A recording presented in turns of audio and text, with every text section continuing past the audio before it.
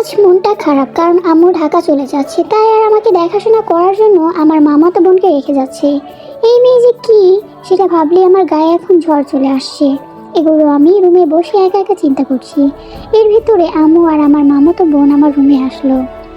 Jungkook, চলি, নিজের খেয়াল রাখবি, আর ওর সাথে যেন দেখি না ঝামেলা করতে। আম্মু, ঝামেলাকে তো আমার কাছেই রেখে যাচ্ছ। এটা বলার মাত্রই দেখতে পেলাম তে আমার দিকে রাগীভাবে তাকিয়ে আছে। আমি ভয় পেয়ে নিজের দিকে তাকিয়ে রইলাম। আম্মু, তুমিও না আমাকে নিয়ে যাও। যাকে আমার দেখাশোনা করার জন্য রেখে যাচ্ছ, এই মেয়ে মনে হয় আমাকে একা পেয়ে মেরেই ফেলবে। সামনে তোর পরীক্ষা, তাই তোকে নিয়ে যাব কিভাবে? আচ্ছা যাও, সাবধানে যাবে। কিছুক্ষণ পরে আম্মু চলে গেল। আমি শুয়ে পড়লাম। এর ভিতরে আমার মামাতো বোনও আমার পাশে শুয়ে পড়লো। কি আপু, এভাবে তাকিয়ে আছো কেন? আমি ঝামেলা, তাই না? সরি, মুখ ফুসকে সত্যিটা হয়তো বলে ফেলেছি। ঠাস, আসতে না আসতে আমাকে চড় মারছো। চুপ, একদম মুখে মুখে কথা বলবি না, মুখ ভেঙে দেবো একেবারে। আমার সাথেই তো পারো এটা ওটা করতে। তুমি কেন আসলে আমাদের বাড়িতে? তোমাকে আসতে বলেছে কে? এ মা, ভিতর মুখে দিয়ে আজকাল সুন্দর সুন্দর কথা ফুটেছে। দাঁড়া, তোর এখনই ব্যবস্থা করতেছি। সরি আপু, তোমার মুখে মুখে আমি আর কোনোদিনও কথা বলবো না, মনে থাকে যেন। আর তোর চুলের এই অবস্থা কেন? তোকে একদিন বলেছি না এত বড় বড় কোনো চুল রাখবি না কখনো। আমার বন্ধুরা এত বড় বড় চুল রেখেছে, তাই আমিও রেখেছি। তাতে সমস্যাটা হয়েছে কি? তোর বাজে বন্ধুদের সাথে আমি মিশতে বারণ করেছি না? আপু, ওরা অনেক ভালো। চুপ একদম। বিকালে আমার সাথে সেলুনে যাবি, একদম চুল ছোট করে বানিয়ে নিয়ে আসবো। আমি পারবো না ছোট করতে। চুল ছোট করলে আমাকে তো কোনো মেয়ে পছন্দই করবে না। মেয়েরা তোর দিকে যেন তাকায়, তার জন্য তুই বড় চুল রাখছিস। শালা, তোর আজকে খবর আছে। আজকে তোর সব চুল কেটে ছোট বানিয়ে দিব, দেখিস। আপু, এগুলো তুমি কি বলতেছো? দেখো আপু, তুমি আমার সাথে কেন এরকম করো? আমি তো কিছুই বুঝতেছি না। আমার বড় চুল লাগবে, আমি এগুলো করতে পারবো না। দেখবি কাটবি কি না। আমি গিয়ে রুম থেকে কেচে নিয়ে আসলাম। আপু, এটা এনেছো কেন? এখন মাথাটা আমার কাছে নিয়ে আয়। তুমি আমার চুল কাটবা? দেখো আপু, এটা যদি করো আমি কিন্তু চিৎকার দিব। ও মনু, বাড়িতে এখন কেউ নাই, চিৎকার দিলেও কিছু হবে না।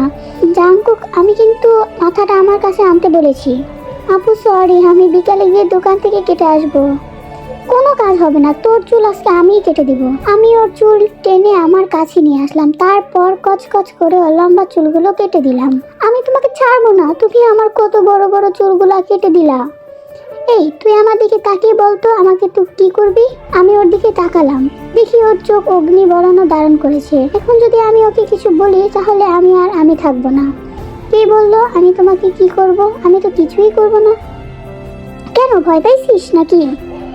না, আমি চুপচাপ হয়ে ওকে গালি দিতে আছি। আম্মু, তুমি আমাকে কেন এই মেয়ের কাছে রেখে গেলা? এই 1 মাসের ভেতরে তোমার ছেলেকে মনে হয় আর খুঁজেই পাওয়া যাবে না। আমি চুপচাপ এই কথাগুলো ভাবতেছি, আর ভেতরে এই মেয়ে আর এই শাসক শুরু হলো। আর তোর ঠোঁট তো আগে অনেক গোলাপি ছিল, আর এখন এমন কালো হয়ে গেছে কেন? ঠোঁট কালো হয়েছে সেটা আমি জানবো কিভাবে? সিগারেট টানিস নাকি? আপু, কি বলো এগুলো? আমি এসব বাজে জিনিস কেন খাবো? না খাইলেই ভালো, আর খাইলে তো ঠোঁট দুটোর অবস্থা কাহেল বানিয়ে ফেলতাম। শোন, সিগারেট খাইলে কিন্তু তোর বউ তোকে কিস করবে না। না করলে আমি তো জোর করে করব।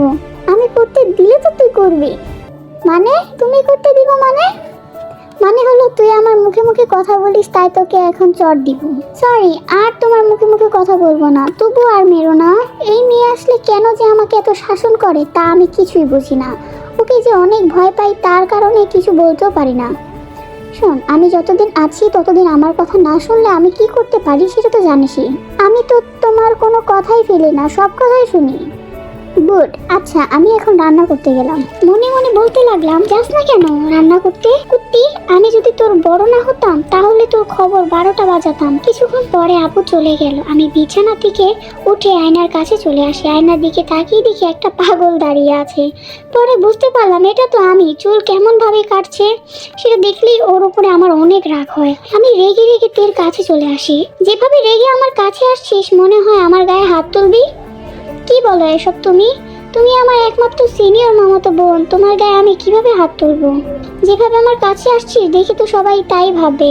দেখেছো এখন আমাকে কেমন লাগতেছে, পুরাই পাগলের মতো। এসব বিষয় নিয়ে আমি যেন একটা কথাও না শুনি, তাহলে আমি কিন্তু আগুন দিয়ে তোর মুখ পুড়িয়ে দিব। ধুরো, কি যে বলো না তুমি। চুল কেটে দিয়েছো, এখন তো আমাকে অনেক ভালো লাগতেছে।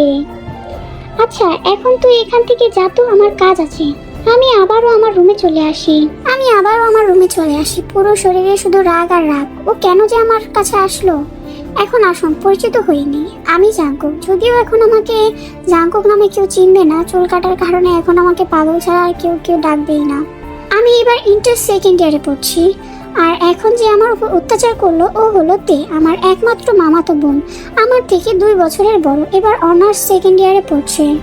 মামাতো বোন বললে ভুল হবে, কারণ ও আমার কাছে একজন মানুষ, মানে হলো ওকে আমি আমার নিজের থেকেও বেশি ভালোবাসি।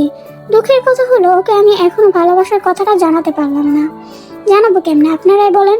ও যে রাগী আর বদমেজাজি, কারণে ওর সাথে আমার কথা বলতেও ভয় লাগে। আমাকে সবাই ভীতু টাইপের লোক বলে, আসলেই কি ভীতু তা হয়তো আমি নিজেও জানি না। ওকে আমি সেই ছোট্টবেলা থেকে পছন্দ করে এসেছি, ভয়ের কারণে বলতেই পারিনি। হরিণ যেমন বাঘকে ভয় পায়, তেমনি আমি আমার মামাতো বোনকে ভয় পাই। ও যখন রেগে যায়, ওর চোখের দিকে তাকালে আমার মনে হয় হিসু পড়ে যাবে। রাগ হলে চোখ দুটো রক্ত গরম ধারণ করে, তাতেই আমার কাজ হয়ে যায়। ওর নামের মতোই, নামটা যেমন সুন্দর তেমনি ওকে দেখতেও পরীর মতো। হঠাৎ চোখে ঘুম এসে গেল, তাই আমি ঘুমিয়ে পড়লাম। দুপুরবেলা কারো ডাক, এই উঠে পর, গোসল করবি না? বেলা অনেক হয়ে গেছে। আপু এখান থেকে যাও তো, আমাকে একটু ঘুমাতে দাও। আর একবার পারলে বল যে উঠবি না। গুড় বাল, শান্তি মতো একটু ঘুমাতেও দিবে না, ভাল লাগে না বাল। এই মেয়ে যতদিন এই বাড়িতে ততদিন আমার একটু শান্তিও নেই। কি হলো, বসে আছিস কেন? ওয়াশরুমে যাস না কেন? আমি গোসল করে নিলাম, তারপরে আবারও রুমে চলে এসে দেখি তে নামাজ আদায় করছে, তাই আমি আবারও শুয়ে পড়ি। জাঙ্কুক আয় খেতে চল। আমি ওর সাথে খাবার টেবিলে চলে আসি। ও আমাকে খাবার বেড়ে দিল। খাবারটা অনেক ভালো হয়েছে। মনে মনে ভাবলাম, আজকে আমার সাথে তুমি অনেক কিছু করেছো, তাই দেখি তোমার অবস্থাটা কি করি। আপু এগুলো রান্না করেছো, এগুলো খাবার নাকি অন্য কিছু? কেন ভালো লাগে না? বাজে রান্না, একদম জঘন্য। এত বড় কথা বললি শালা, দেখ তোর কি করি। আমি খারাপ রান্না করেছি? দাঁড়া, প্লেট ওর কাছ থেকে টেনে নিয়ে আসলাম। আরে খাবারের প্লেট নিয়ে গেলে কেন? খাবার তো ভালো হয়নি, তাই তোর খাওয়ার প্রয়োজন নেই। তবু আমি খাবো, দাও, অনেক খিদে লেগেছে। তোকে আমি কোনো খাবার দেবো না, যা এখান থেকে। আমি রাগ করে ওখান থেকে উঠে পড়ি। দূর, খিদেটাও লেগেছে প্রচুর। কেন যে এই মেয়েকে রাগিয়ে দিলাম সেটা আমি কিছুই বুঝতে পারছি না। সকাল থেকে কিছু খাইনি, খিদেও লেগেছে প্রচুর। আমি ছাদে চলে আসি। ছাদে এসে আড়ালে বসে পড়ি। হঠাৎ আমার গায়ে কারো হাতের অনুভব পেলাম, তাকিয়ে দেখি তে। চল খেতে আয়, আমি তোর জন্য রুমে খাবার নিয়ে আসছি। অভিমান করে বললাম, আমি খাবো না। জাঙ্কুক আমি কিন্তু রেগে যাচ্ছি। যতই রেগে যাও না কেন, আমি তোমার খাবার খাবো না। আমি ওর হাত টেনে আমার কাছে নিয়ে আসলাম, তারপর কিভাবে যেন জড়িয়ে ধরলাম। আরে আরে দেখো দেখো কি করতেছে। চুপ, একদম কোনো কথা বলবি না। তুই আর একবার বল যে আমার সাথে যাবি না, তাহলে তোকে নিয়ে ছাদ থেকে লাফিয়ে পড়বো। এই না না না, আমি এত তাড়াতাড়ি মরতে চাই না। এখনো বিয়ে করব, তারপর বউয়ের আদর পাবো, আরো অনেক আশা আছে আমার। তাই এই ছাড়, এত জোরে কি কেউ জড়িয়ে ধরে? ও ও সরি, আমি মনে করেছিলাম কোলবালিশ জড়িয়ে ধরেছি। এখন তো বুঝবাই। জানি তো তুমি আমাকে ইচ্ছে করে জড়িয়ে ধরেছো। কি বললি শালা, তোকে আজকে আমি জানে মেরে দেব। আমি আমার হাত নিয়ে ওর কাছে গেলাম। সে দেখে ওর গাল ওর হাত দিয়ে চেপে ধরলো। সো আজকের পর্বটা এই পর্যন্তই। তোমাদের কাছে কেমন লেগেছে কমেন্টে জানাও। আর নেক্সট পার্ট তাড়াতাড়ি দিয়ে দিব, কালকে বা পরশুর মধ্যে। আর লাইক দাও সবাই। ওকে, আল্লাহ হাফেজ।